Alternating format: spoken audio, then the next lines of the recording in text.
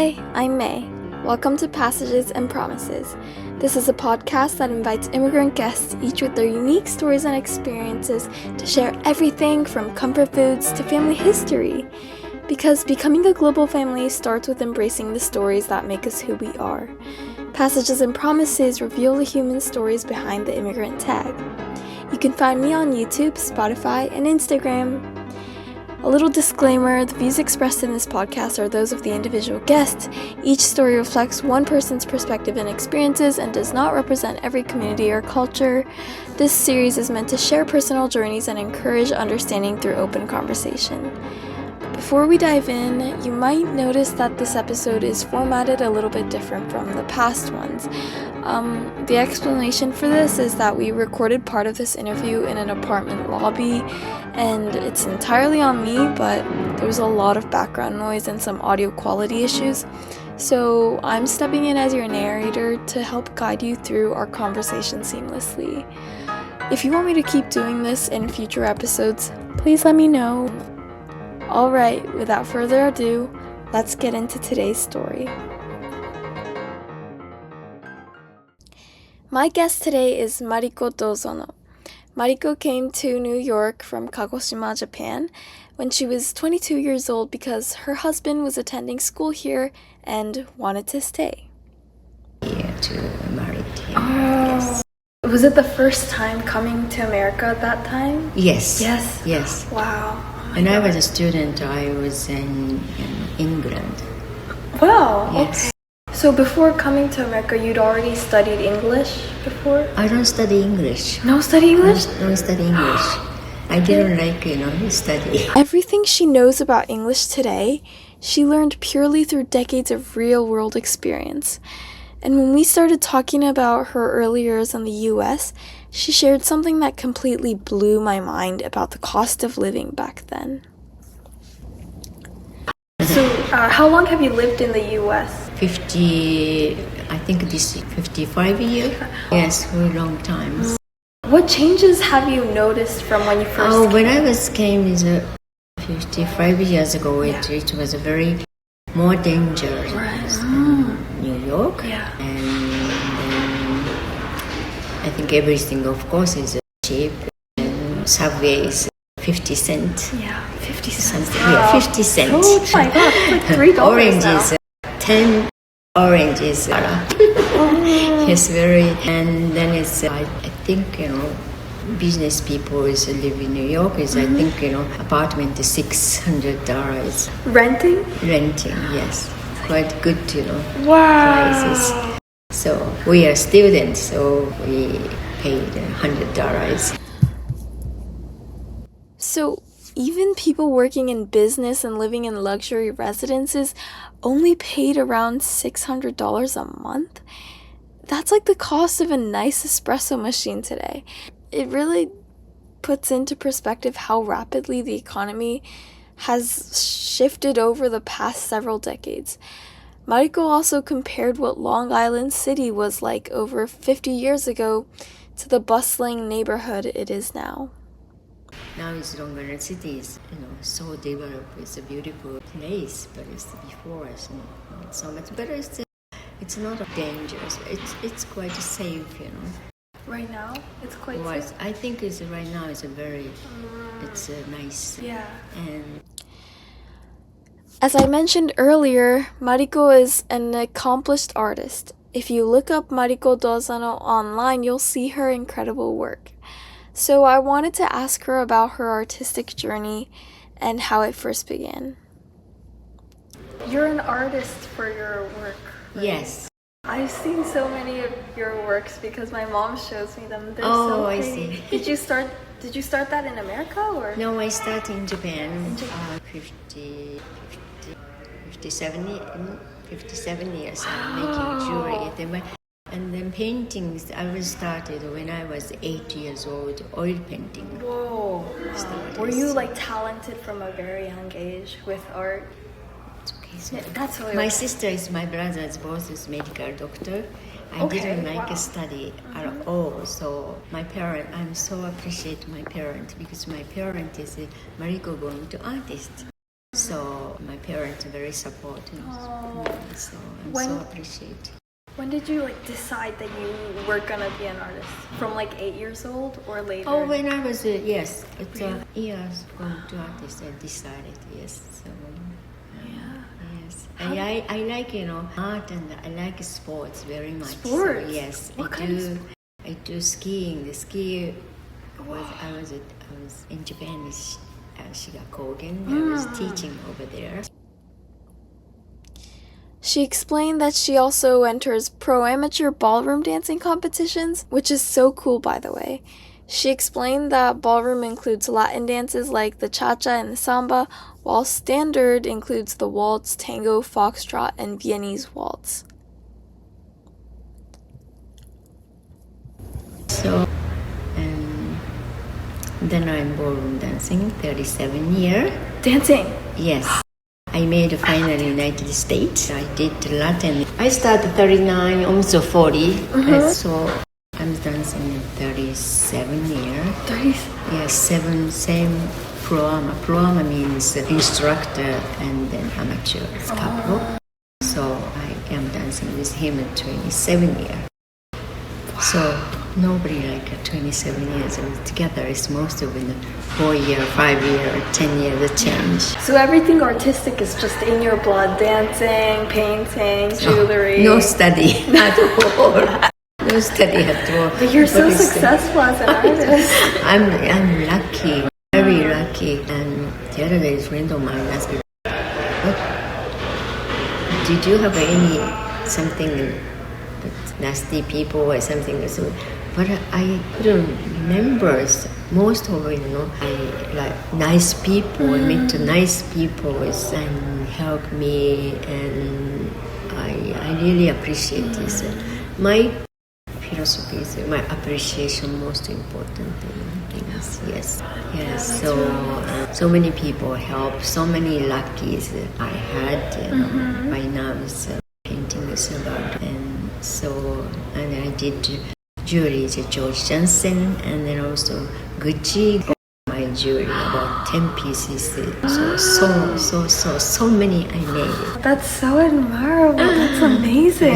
It's lucky, everything lucky. But it's also your talent, really. But it's so many talented people, painters, it's jeweler, so many. But it's I think success is luck.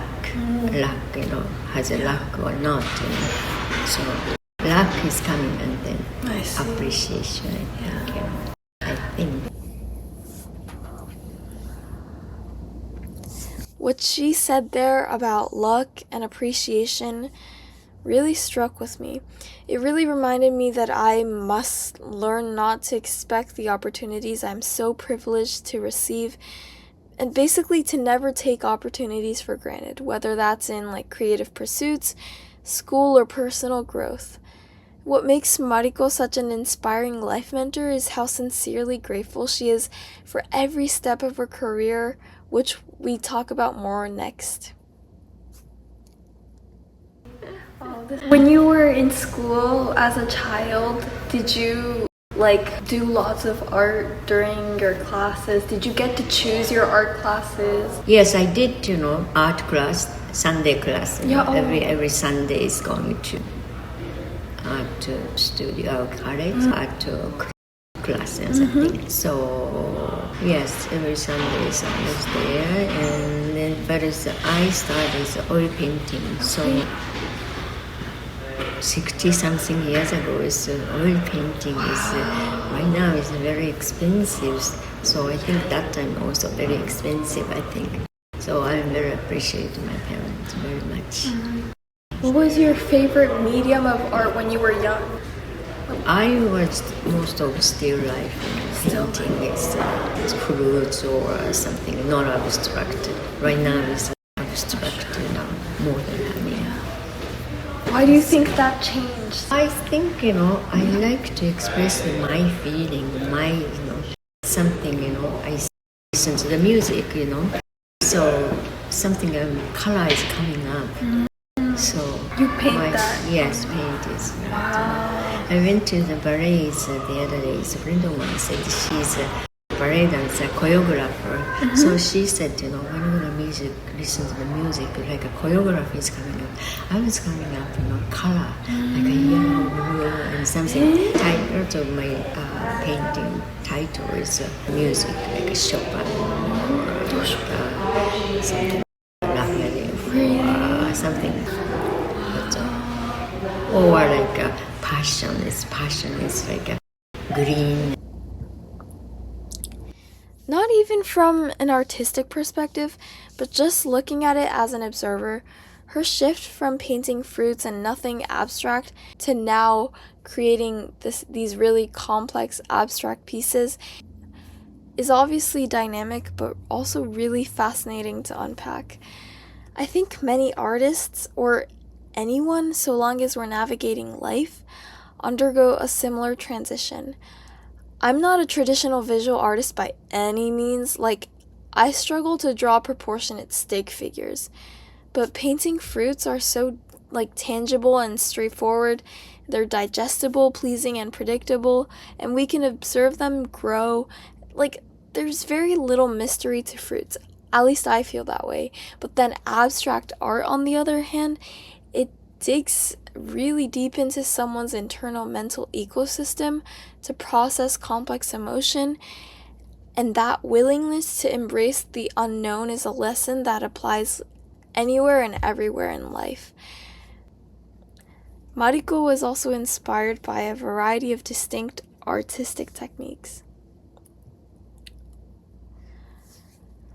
So When you lived in Japan, when you were younger, were there certain landscapes? yes, most of landscape or still life means fruits and a flower. Yeah. Almost like that, not abstract, not also. Yeah. Did you take any inspiration from Japanese? Right now I wasn't used to gold leaf. I started this at the back of I'm gonna use gold leaf. Gold leaf, making most Kanazawa or Kyoto. But I am buying it from the Kanazawa, the gold leaf.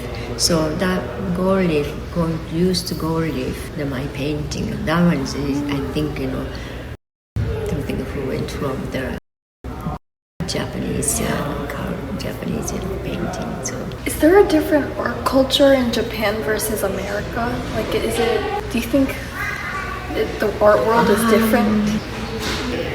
It's more, it's more freedom. Whatever you want, they're going to paint. It's for instance, it's going to school, and here,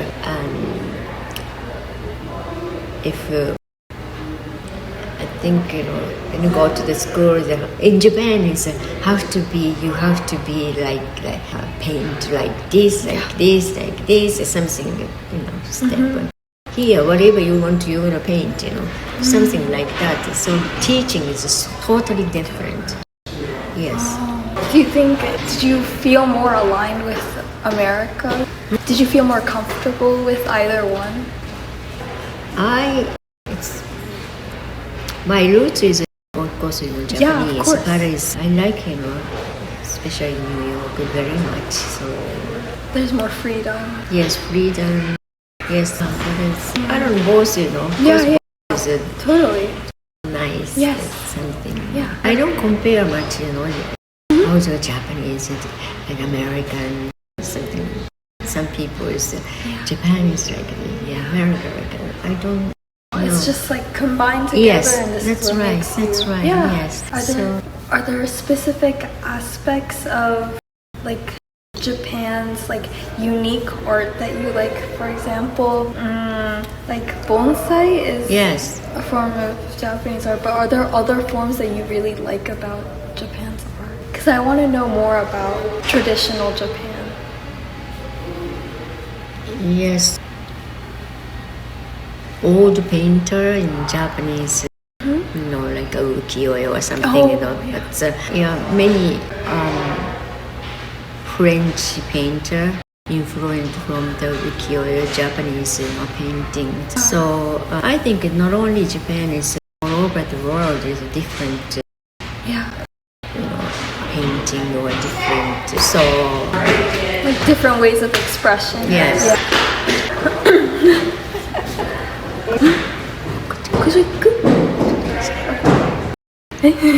What was the first lesson you learned? Like, what did you... I went to jewelry school. That one is teaching the Byzantine style. So that school anymore, it's in New York, and that one is very, very difficult to technique. It's never teaches in Japan. It's like I'm gonna buy the 24 characters gold because Byzantine style or 22 characters to 22 characters. I cannot buy the 22, so I'm gonna buy the 24 and then alloy is different materials, and then going to down the 22 characters. They're all gonna make everything make sheet, wire, everything by myself. Yes, then it's very, very. It's I think you don't know that the Byzantine style is more very, very antique. It was a very, very great technique. That one is I want to wear. No, it's not too classic. So, but it's good for the learn the technique. Yeah. Yes.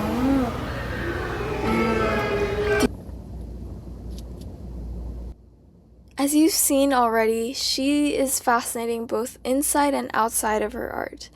The abstract silver ring she gifted me on my birthday, which is a product of her decades of art experience, is something I deeply treasure, but so is her whole journey as an immigrant. Did you find moving from Japan to America difficult or easy? Like, was the transition of languages hard? Depend on persons. I'm very easygoing. Easygoing. So I don't compare the Japan. Yeah. You know, I'm very easy to any country. I think I can Like, go with the flow, you adapt well to your environment. Yes. Yeah, Easy. That's really It's, nice. Always easygoing. Don't serious, you know. So. Yeah, that's really nice. I don't have any rule by myself. If I want to, I will do it. Even to the young people, I will advise young people, whatever you want to, you should do that. I don't say that. Have you, so since you first came to the US when you were 22, have you just stayed in America for like the rest so far? Or did you like go back to Japan for a period of time after you first came to America? Yes. Yeah. Yes. My son was born, and then I visited Japan. Yes. Ooh. How long did you stay in Japan? I think a couple months. Months. Yes. I'm so easy to. It's not difficult to raise, New York kids, So. Yeah.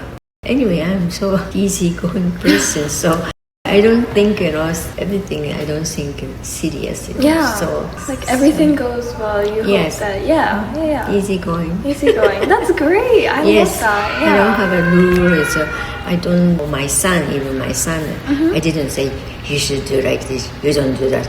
I do. No. Very. The way she passed down her mother's philosophy to be unapologetically yourself and embrace wonder to her own son truly demonstrates her appreciation for the support her parents showered her with growing up. I was curious if the environment her son grew up in felt similar to her own upbringing in Japan.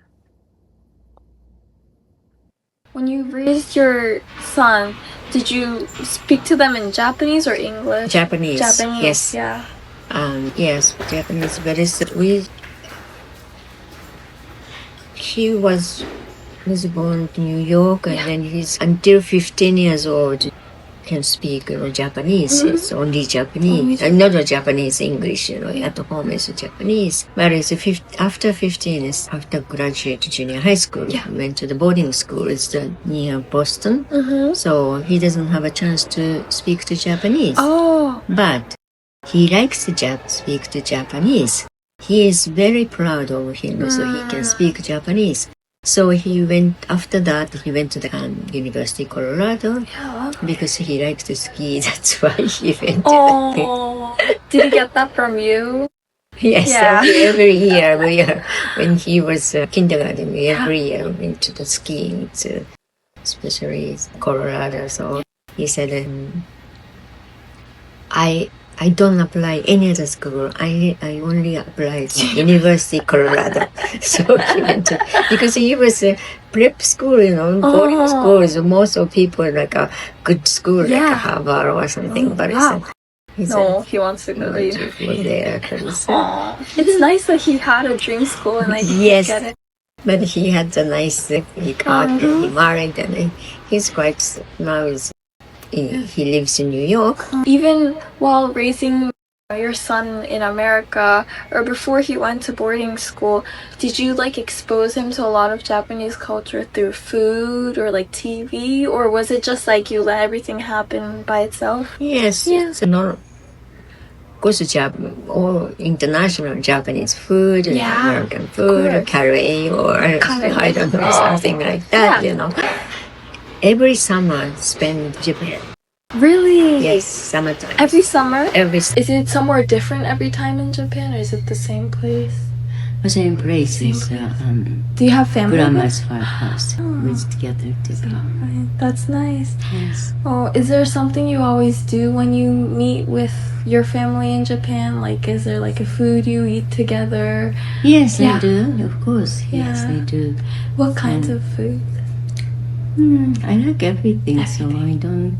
Just anything. Everything. Yes. That's nice. Conversing about her frequent trips back to Japan, I was reminded of my mom telling me about Mariko's international exhibitions on multiple occasions. Since traveling the world as an artist sounds like a dream, I asked her what it was like showing her artwork globally. And liking any kind of food must mean traveling around the world is super exciting for her because of the countless delicious recipes from all cuisines. So I just inquired her about how she feels, what she experiences having her artworks displayed globally. When you travel to different places for exhibitions, displays. Yes, I do exhibition. Yes, but when I was a student, I traveled all over Europe. Wow. Yes, when I was 19, I went to Moscow. So I don't know how many years ago. 60 something years ago, and then Paris, Switzerland, Germany. So you got to look at different cultures, places. Yes. Wow, that's so nice. After finish my homestay. Did the frequent traveling ever interfere with her personal life? How did she balance a demanding art career while raising a baby? And how has she maintained such a positive, enduring connection with art for so many decades? I had to know her secret.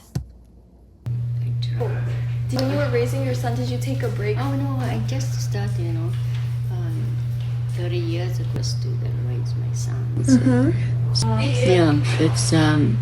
It's kids very important. So You were able to balance your passion for art and then also focus on other things going on, and was it a way for you to escape, or was it just something that you always did while anything was going on?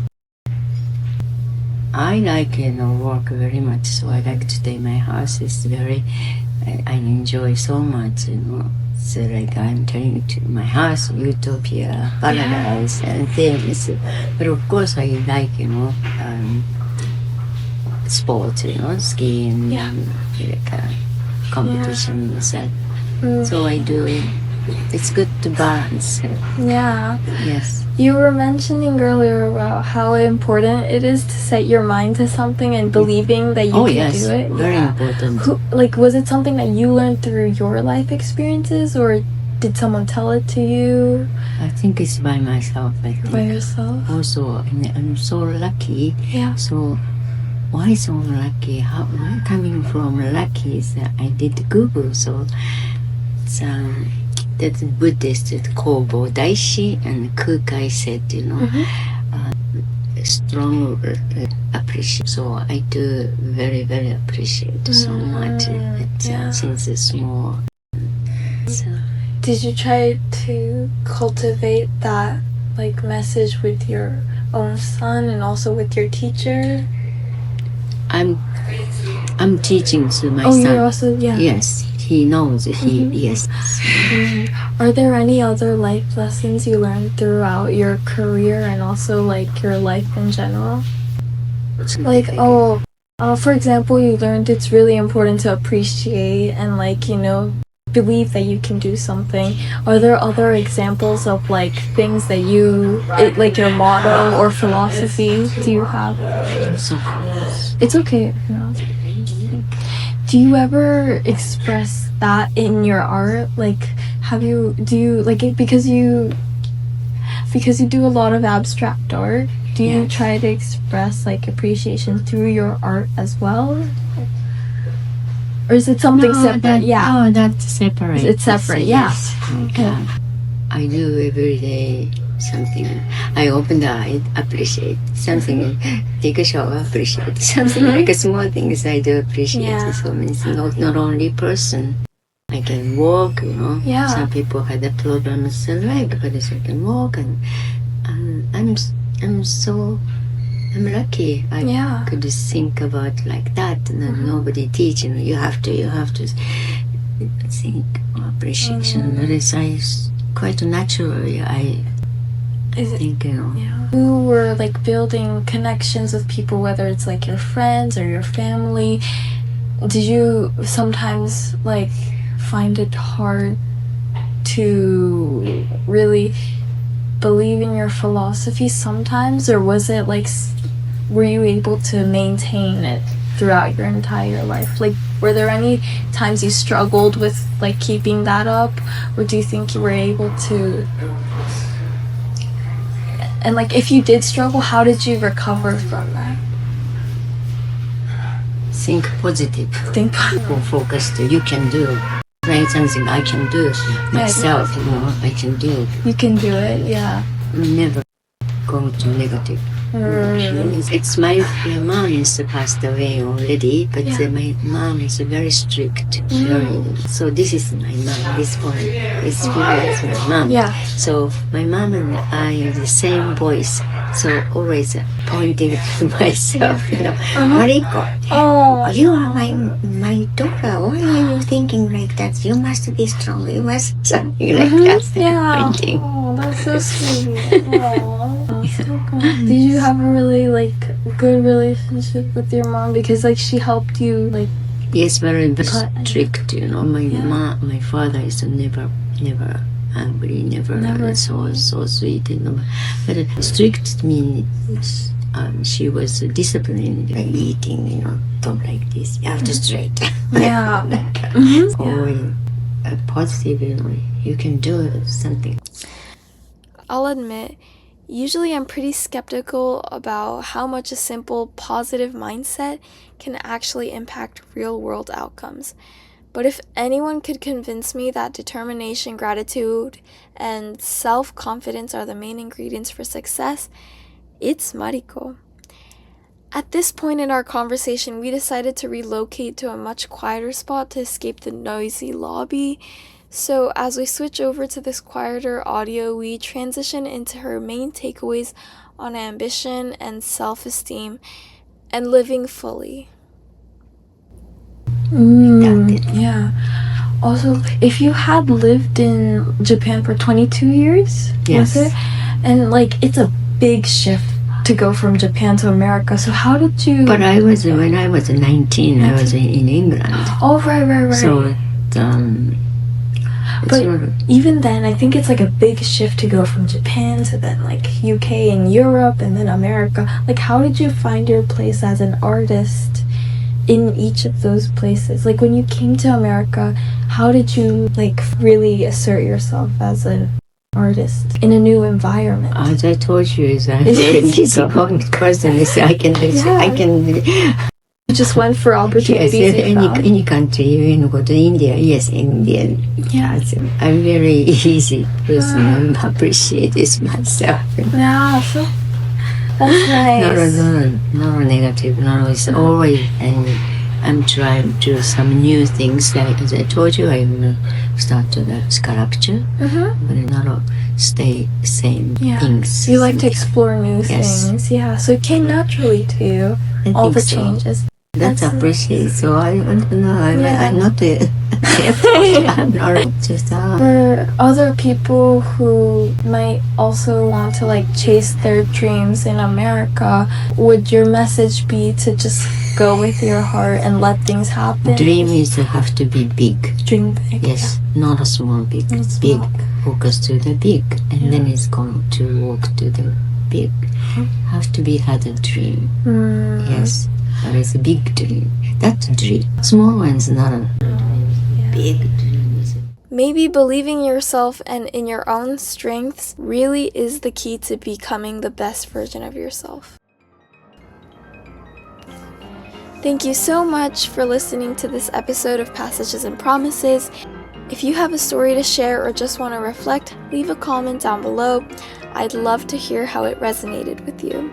And if this episode resonated with you, don't forget to share it with someone who might connect with it too. We all have our own journeys, and I hope this podcast gave you a moment to reflect on yours. See you next time when we'll explore the next person's passages and the promises they carry.